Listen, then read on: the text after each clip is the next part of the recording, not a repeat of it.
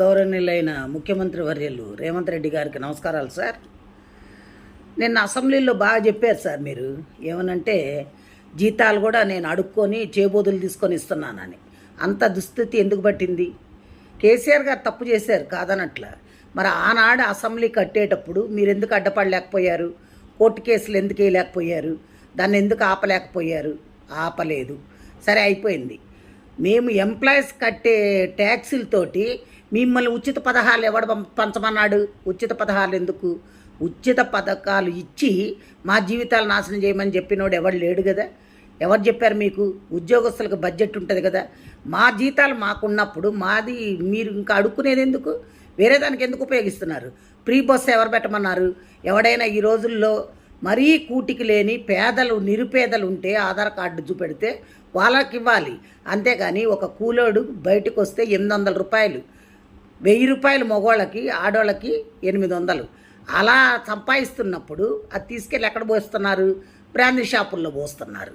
అదే నువ్వు ఈ ఉచితాలు పెట్టకుండా ఉద్యోగాలు వచ్చే పొజిషన్లో చేసుండి ఇండస్ట్రీల్స్ తీసుకొచ్చుంటే కంపెనీల్లో ఉద్యోగాలు వచ్చేవి చేసేవాళ్ళు. అసలు ఇవన్నీ ఎందుకండి? 150 మంది మీరు ఎమ్మెల్యేలు ఎమ్మెల్సీలు అందరూ ఉన్నారు కదా, మీ జీతాలు బంద్ చేసేయండి. మీకు జీతాలు ఎందుకు? 10 కార్లు ఎందుకు? మీ సొంత పైసలు పెట్టుకొని వాడుకోండి. కోట్లు పెట్టందే మీరు ఎమ్మెల్యేలు కావట్లా. అలాంటప్పుడు మీకు అన్ని వసతులు కావాలి, 1వ తారీఖు జీతాలు కావాలి, మీరు ఫండ్స్ కావాలి, మెడికల్ బిల్స్ కావాలి, అన్నీ కావాలి. ప్లెయిన్లో ఊరికనే తిరగాలి, ఇవన్నీ కావాలి. ఇవన్నీ ఎక్కడి నుంచి వచ్చినాయండి? ప్రజల సొమ్మండి, మేము కట్టే ట్యాక్సులు అండి. మా ట్యాక్సుల పైసలు మిమ్మల్ని ఉచితాలుగా వాడుకోమని చెప్పినోడు ఎవడు? ఏ రాజ్యాంగంలో రాసిందో చెప్పండి.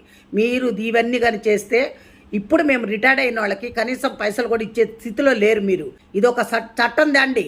స్టేట్ కానీ సెంట్రల్ కానీ మీ ఇష్టం వచ్చినట్టు వాడుకొని మాకు ఉచితాలు ఇస్తున్నాం, మీకు ఉచితాలు ఇస్తున్నాం అని చెప్తున్నారు.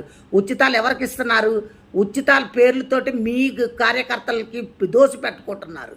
అంతేగాని మీరు ఎవరికి ఏం చెయ్యట్లా, న్యాయం జరగట్లే అక్కడ. కాబట్టి దయచేసి మీరు ఇంకోసారి ఈ పిచ్చి సలహాలు ఇవ్వకుండా ఇప్పుడు ఎవరికైతే క్లాస్ 4th ఎంప్లాయీస్ కూడా జీపీఎఫ్ఐ పెట్టుకుంటే బిల్లులు ఇచ్చే స్థితిలో లేకుండా అయిపోయారంటే ఏమనుకుంటున్నారు? ముందు అర్జెంటుగా మా బిల్లులు మాకు పాస్ చేయండి. రిటైర్డ్ అయిన వాళ్ళకి మర్యాదపూర్వకంగా డబ్బులు ఇచ్చి పంపించండి. అది పద్ధతి. అందరు తిరగబడితే మటుకు ఊరుకునేది లేదు సార్. ఇది మంచిగా ఉండదు కూడా నేను చెప్తున్నా.